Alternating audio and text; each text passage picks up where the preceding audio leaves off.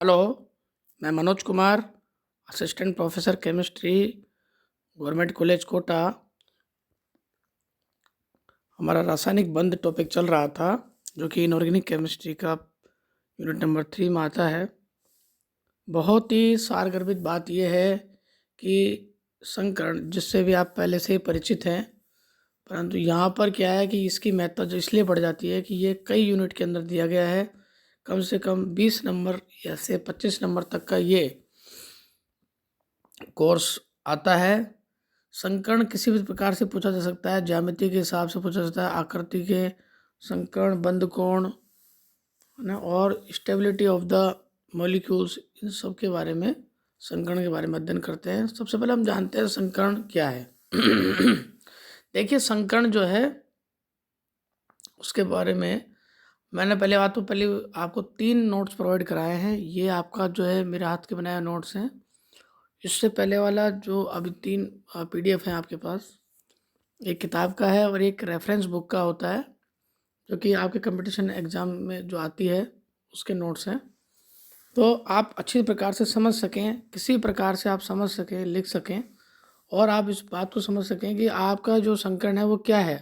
तो देखें, सबसे पहले हम देखते हैं कि संकर्ण वह क्रिया है, संकरण वह क्रिया है जिसमें अणुओं के केंद्रीय परमाणु के लगभग समान ऊर्जा व आकृति के परमाणु कक्षक मिलकर समान संख्या में समान ऊर्जा व समान आकृति के नए परमाणु कक्षक बनाते हैं। इन्हें संकर कक्षक कहते हैं और इस क्रिया को संकरण कहते हैं। संकरण पोलिंग द्वारा प्रस्तावित एक काल्पनिक सिद्धांत है एवं प्रायोगिक तथ्यों के अनुरूप होता है। किसी अणु की संरचना व गुणों की व्याख्या के लिए दी गई थी एवं प्रायोगिक तथ्यों के अनुरूप ये दी गई है, जो एक काल्पनिक सिद्धांत है। तो देखिए, आपको मैं कुछ बात बताना चाहता हूँ। पहली बात तो संकर्ण जो है एक काल्पनिक सिद्धांत है। काल्पनिक इसलिए है कि किसी प्रकार से आंखों के सामने ऐसा होता हुआ नहीं देखा गया है, परंतु चूंकि बंध कैसे बना, बंध क्यों मजबूत हुआ, बंध के मध्य ऐसी क्या क्या चीज़ है कि जो कोई जल्दी टूटता है, कोई ज़्यादा मजबूत रहता है, किसी अणु का या यौगिक का स्थायित्व या स्टेबिलिटी है उसका, वो कम क्यों है, ज़्यादा क्यों है, बंध में मजबूती है, पाई बॉन्डिंग कहाँ से, पाई बॉन्डिंग के इलेक्ट्रॉन कहाँ से मिल जाते हैं, ये सब कुछ जो आपका है ये बताता है कि आपका कि उसकी जो व्याख्या है कि ये आखिर कैसे, तो इसके लिए हमने काल्पनिक थ्योरी दी है। लेकिन ये काल्पनिक थ्योरी का मतलब ये नहीं है कि ये कोई रियलिस्टिक नहीं है। ये सब प्रायोगिक तथ्यों के आधार पर उसको समझाने के लिए दी गई है कि ऐसा होता होगा, इस वजह से ही ऐसा है।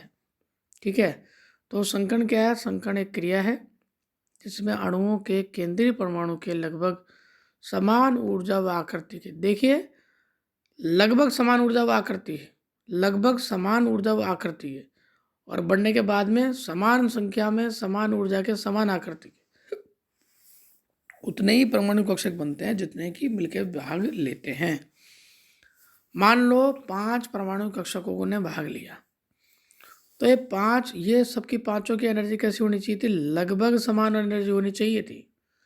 और बढ़ने के बाद में, संकरण होने के पश्चात में, ये 5 संख्या में आणविक कक्षक बनेंगे।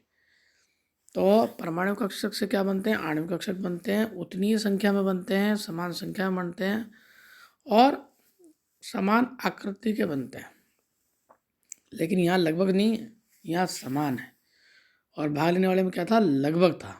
ठीक है, तो इस बात का आप ध्यान रखिए। दूसरी बात आती है कि रूल्स ऑफ द हाइब्रिडाइजेशन, संकरण के रूल और रेगुलेशन क्या हैं, किस प्रकार से हम कहेंगे कि ये संकरण।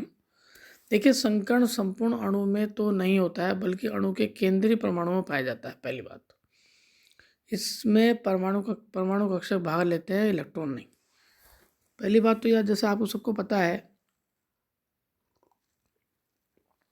कि संकरण में हमेशा परमाणु कक्षक भाग लेते हैं, इलेक्ट्रॉन भाग नहीं लेते, केंद्रीय परमाणु में पाया जाता है। और केंद्रीय परमाणु में इसलिए होता है क्योंकि इसके चारों तरफ क्योंकि इसमें सेंट्रल एटम होना आवश्यक होता है। देखिए, इसमें केंद्रीय परमाणु के संयोजकता कोश में लगभग समान ऊर्जा व अभिन्न आकृति के परमाणु कक्षक भाग लेते हैं एवं बाद में समान ऊर्जा समान आकृति के नए परमाणु कक्षक उतनी ही संख्या में बन पाते हैं। नंबर 3, संकर कक्षकों की संख्या केंद्रीय परमाणु के संकरण में भाग लेने वाले परमाणु कक्षकों की संख्या के अनुरूप या बराबर ही होती है।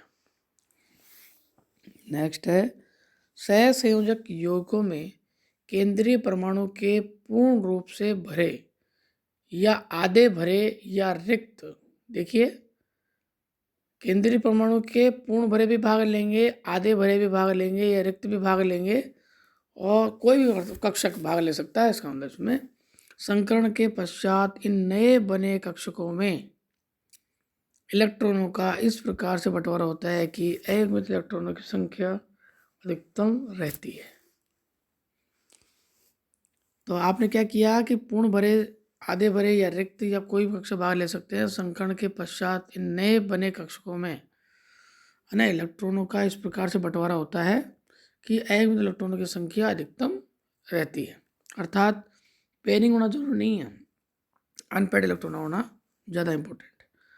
अधिकांशतः संकर कक्षक एक समान होते हैं किंतु त्रिविमीय आकाश में उनका विन्यास एक दूसरे से भिन्न हो सकता है। ठीक है, संकरण के प्रकार से किसी अणु की ज्यामिति व बंध कोण एवं बंध दूरी इत्यादि के बारे में कंप्लीट इंफॉर्मेशन दी जा सकती है। ठीक है, नेक्स्ट पॉइंट, संकरित कक्षक अधिक जो होते हैं ना दिशात्मक होते हैं। मैंने बताया था दिशात्मक आपको, है ना, निश्चित ज्यामिति इनकी फिक्स होती है, अतः असंकरित कक्षकों की तुलना में ये प्रबल व मजबूत बंध होते हैं। संकरित कक्षक केवल सिग्मा बंध व एलपी ही रखते हैं, लोन पेयर और सिग्मा बंध ही रखते हैं। पाई बंध निर्माण में प्रयुक्त होने वाले कक्षक संकरित नहीं होते हैं। तो ये सारे इसके क्या थे, रूल रेगुलेशन थे। मुख्य बात क्या है कि आपके इसमें जब अनपेयर्ड इलेक्ट्रॉन भाग लेते हैं तो ध्यान रखें, अनपेयर्ड इलेक्ट्रॉन भाग लेने के पश्चात वो आपस में मिलकर क्या करते हैं, बॉन्डिंग बना लेते हैं और बॉन्ड पेयर का निर्माण करते हैं। इस संकरण जो होते हैं कितने प्रकार के होते हैं, कितने कितने होते हैं, देखिए मैंने सारा कंप्लीट एक ही प्लेटफॉर्म पर इसको ला दिया है। संकरण किस प्रकार से आप निकालेंगे, कैसे उनकी आकृति होती है, विशेषता क्या होती है, संरचना क्या होती है। देखो बच्चों, आप सब एक तरह से बिल्कुल निश्चित होकर समझो कि देखिए एस और पी बराबर 2, अर्थात एक एस और एक पी। ठीक है, दो ने भाग लिया, दो, एक परमाणु कक्षक का तो एस था, दूसरे परमाणु कक्षक का पी था, और हाइब्रिडाइजेशन करने के बाद में क्या बन गई, ये एस पी। ठीक है, क्या बन गए, एस पी बन गए। और कितने संख्या बने, 2, तो 2 जो है संख्या में sp संकरित कक्षकों का निर्माण होगा इसमें। ठीक है, ऐसे ही दूसरा नंबर का है sp2। sp2 का मतलब क्या होगा कि 2 तो हो गए इसमें p और 1 हो गया इसमें s। तो ऐसे टाइम पे कितने निर्माण होंगे, पहली बात तो 2 तो क्या है इसके, p जो है वो परमाणु कक्षक है, एक s जो परमाणु कक्षक है, टोटल मिला के क्या होंगे, ये 3 हो गए। 3 जो आपके परमाणु कक्षक हैं, तो 3 ही sp2 संकरित कक्षकों का निर्माण करेंगे। नेक्स्ट आता है sp3। एक तो s आ गया परमाणु कक्षक और 3 आ गए px py pz, ये आ गए pk। तो एक मिला के क्या हो गया, sp3 परमाणु कक्षक जो है ना आपके sp3 हाइब्रिडाइजेशन जो होता है ये पाया जाएगा, जिसमें 4 sp3 संकरित कक्षकों का निर्माण होगा। अब आता है dsp2, एक आता है sp3d, ये सभी आते हैं। इसके बाद में देखो dsp2 का मतलब क्या होता है, इसमें एक तो d भाग लेगा, एक s लेगा और 2 p परमाणु कक्षक भाग लेंगे। 1 2 3 4 आ गए। 4 भाग जब लेते हैं तो चारों के चारों भाग लेने के पश्चात में इसमें 4 आपके क्या बनेंगे, 4 DsP2 संकरित कक्षक बनेंगे, ठीक है। और ये क्या है, स्क्वायर प्लेनर स्ट्रक्चर का निर्माण करेंगे। अब आता है sp3d। sp3d जो होता है आपका, इसमें देखो पूरे तरह से 5 आपके, एक S 3p और D1, 5 sp3d संकरित कक्षक का निर्माण होगा। आणविक कक्षक का जो निर्माण है ना, आणविक कक्षक जो बनेगा वो अपना में क्या कहलाएगा, sp3d कहलाएगा इसमें।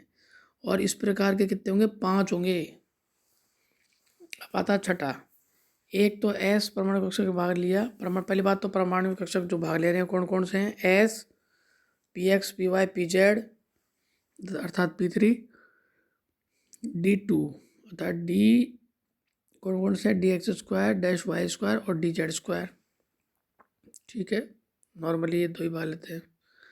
और इसके बाद में ये किस प्रकार, ये 3 प्रकार के स्ट्रक्चर्स का निर्माण करते हैं, ध्यान रखें। और ये हो गया sp3d3। d3 का मतलब हो गया इसमें dxy। देखिए एक तो होता है आपका Eg ऑर्बिटल, एक होता है T2g। तो T2g जो है ना, या तो वो इकट्ठे आएंगे एक साथ, या Eg वाले इकट्ठे आएंगे एक साथ।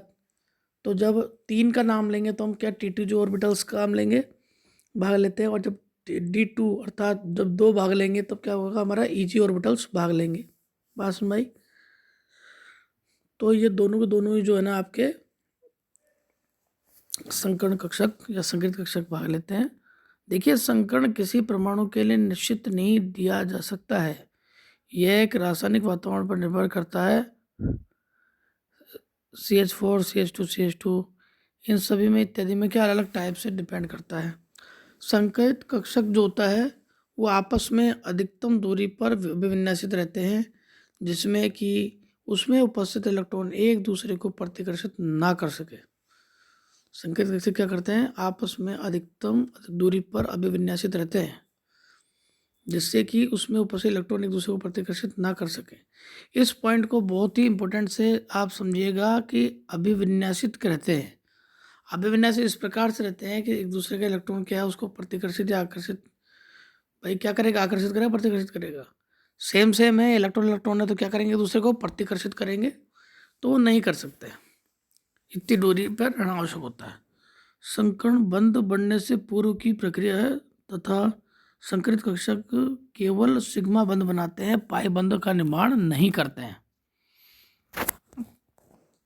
तो ध्यान रखें, आप ऐसा कभी ना कहें कि भाई पाई बॉन्डिंग बन गया और संकर्ण से पाई बॉन्डिंग बन गया। अब इसमें यहाँ तक के हम डिस्क्रिप्शन पे जाएं उससे पहले हम 2-3 बातें और जानना चाहेंगे। आपको सबसे पहले ये जानना आवश्यक है कि संयोजकता इलेक्ट्रॉन जो होता है या संयोजी इलेक्ट्रॉन जो होता है आपके कितने कितने होते हैं। तो ध्यान रखें, जो ये वर्ग है लिथियम का, बेरिलियम का, बोरोन का, कार्बन का, नाइट्रोजन का, ऑक्सीजन का, फ्लोरीन का, नियोन का, इस पूरे वर्ग के अंदर संयुक्त इलेक्ट्रॉन क्या होते हैं, लगभग वही होते हैं जो इसके स्वयं के होते हैं। अर्थात लिथियम का 1, तो लिथियम के नीचे वाले जितने भी होंगे संयुक्त इलेक्ट्रॉन क्या होंगे, उसका 1 होगा। बेरिलियम के 2 होंगे, बोरॉन के 3 होंगे, और बोरॉन के नीचे वाले जितने भी उन सबके भी क्या होंगे, 3 ही होंगे। हमेशा ऑक्सीजन डबल बॉन्ड और ट्रिपल बॉन्ड से ही बंधित होगा। हमेशा जो ऑक्सीजन होता है, कभी भी आप डबल बॉन्ड या और नाइट्रोजन को क्या आप ट्रिपल बॉन्ड से बंधित करेंगे। सॉरी, पहले मैंने जो बोल दिया था ऑक्सीजन ट्रिपल बॉन्ड से भी होगा, वो गलत है।